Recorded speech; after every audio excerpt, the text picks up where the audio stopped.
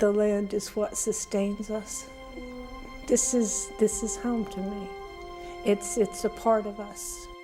You really cannot separate the land and the people of Florida and how important that is, whether it's the coastal dune lakes or that we've got this beautiful white quartz sand that migrated down from the Appalachian Mountains thousands of years ago that is so unique.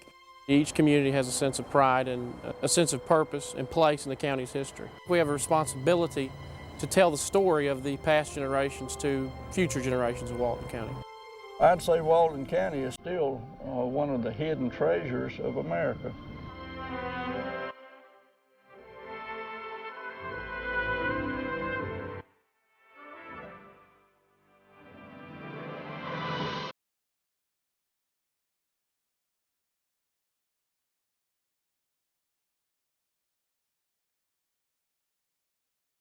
Walton County is named after George Walton Jr.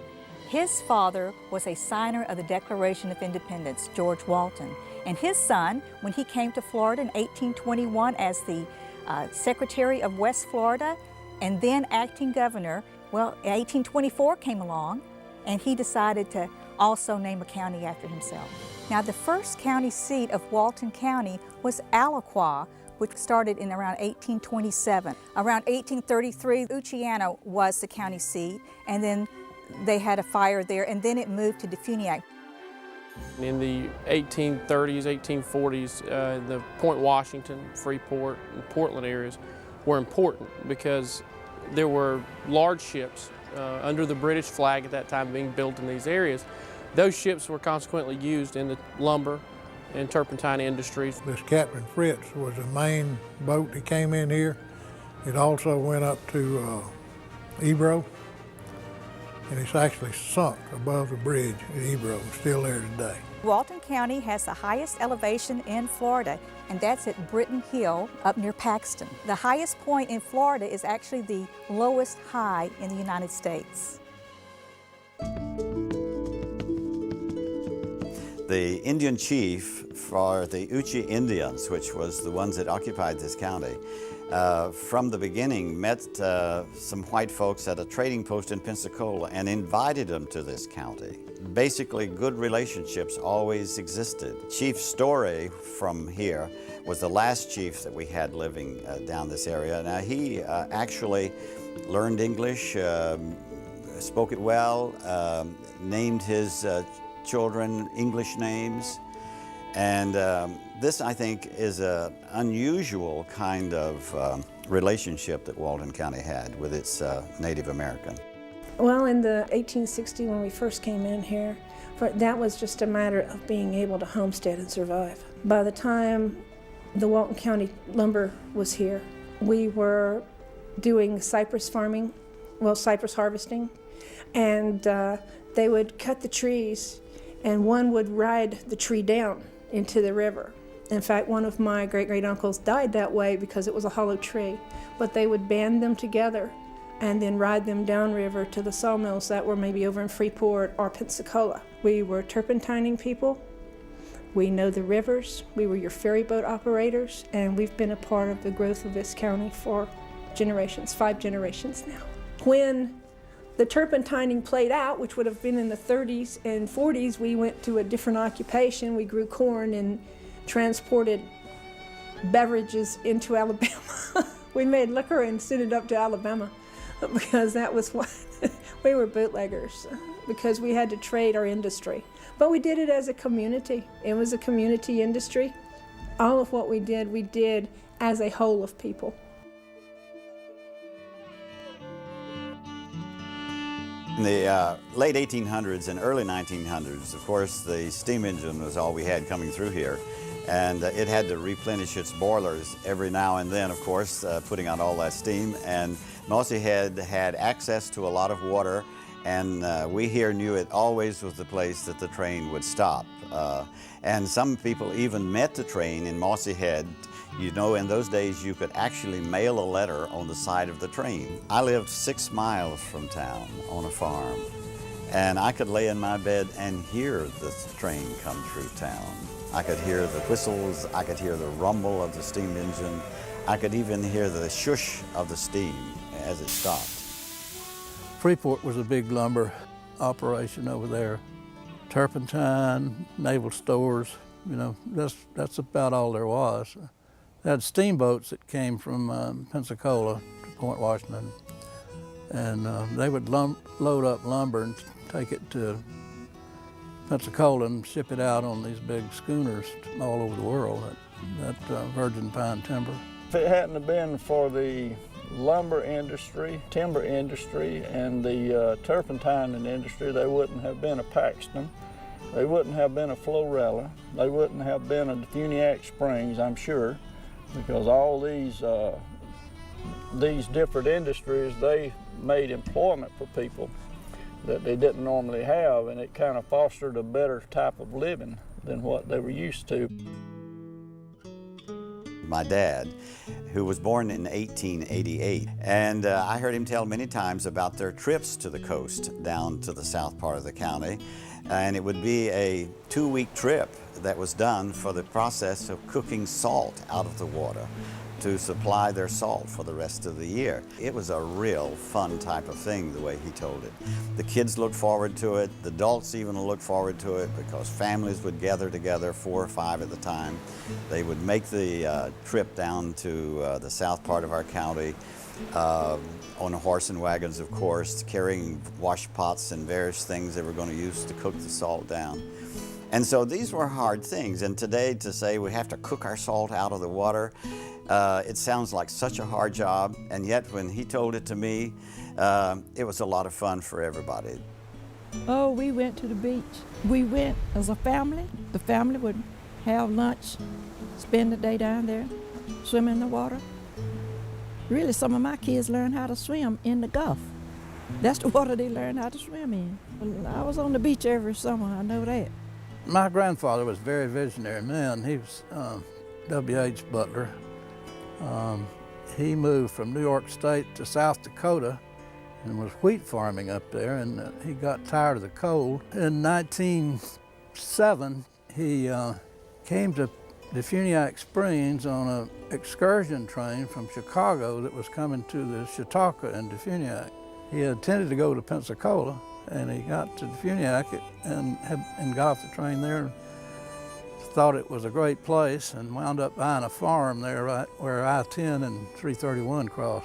Along about 1915, he got interested in South Walton. He got somebody to bring him down here to look at the place, and at that time, the only people here were some that were either fishing or raising cows on free range. He first went to, they call Camp Helen, Lake Powell, Inlet Beach, and bought a half interest in that property there on that lake with R.E. McCaskill. Meantime, someone brought him to Grayton, and he liked it better, so he traded out his interest to McCaskill. Grayton was laid out as a beach community in 1890. It was laid out somewhat like a New England village, rather than just a strip like a lot of the communities were. When he bought the land or traded for it, there were only 4 or 5 lots had been sold out of it.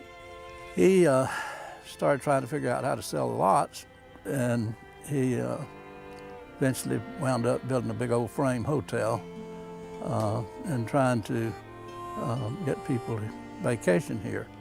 Really nothing much happened until they opened the Choctawhatchee Bay Bridge in 1939, and they paved the road from Panama City to Destin about 1935, and they paved the road to Grayton in 1938, so things started happening a little bit. My dad was a school teacher and principal.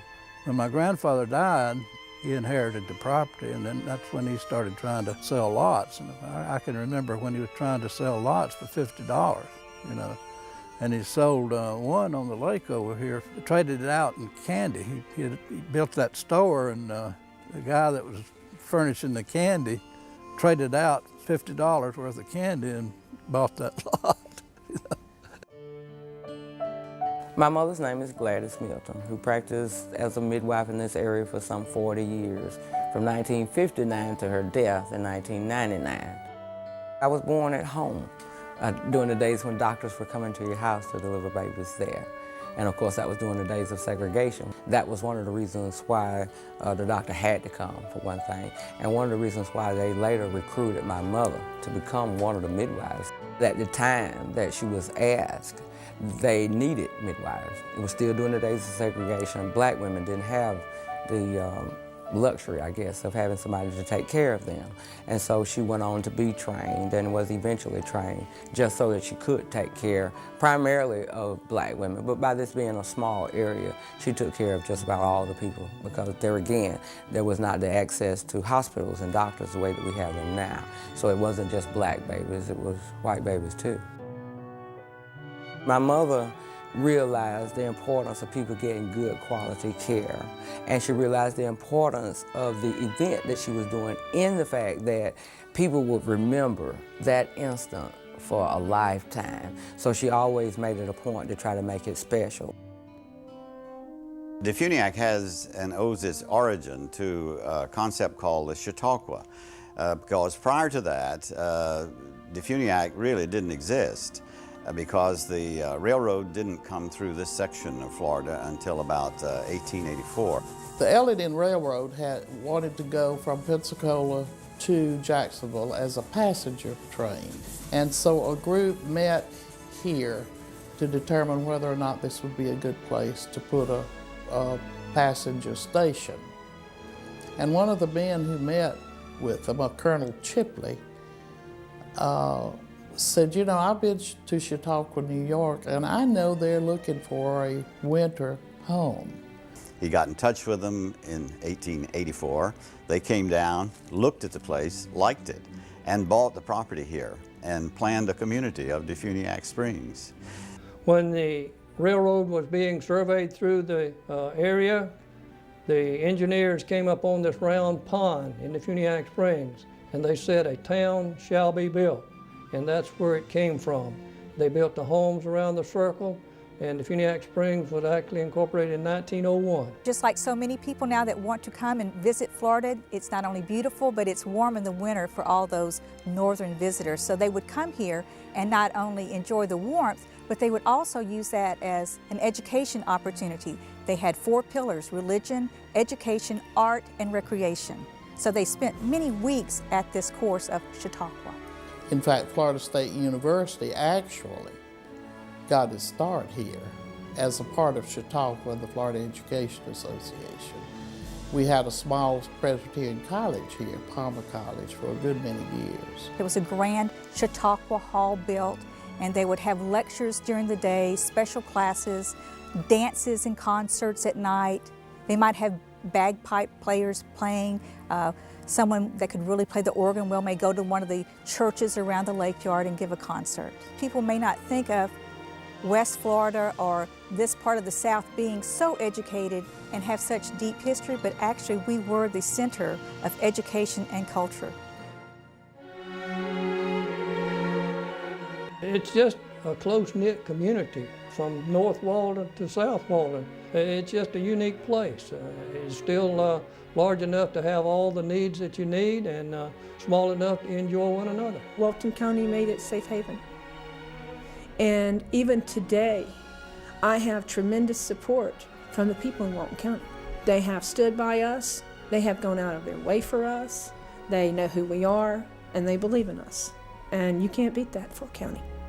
I'm 3rd generation in Grayton and South Walton County, and I was privileged to grow up here because it's so beautiful and because there was so much to do. We're known for our beautiful beaches, but we're also known for our farming too, and our love of this community and how we come together. This is my home. This is where I'm from, and my roots will always be here. My love and my devotion will always be to this place, and it is what it is. Different places have different things that are unique about them, and Walton County is certainly unique. Walton County is a very special place. It's been important to focus and highlight those historic achievements of our forefathers and people in this county that have worked hard, and I think we have a responsibility to tell the story of the past generations to future generations of Walton County.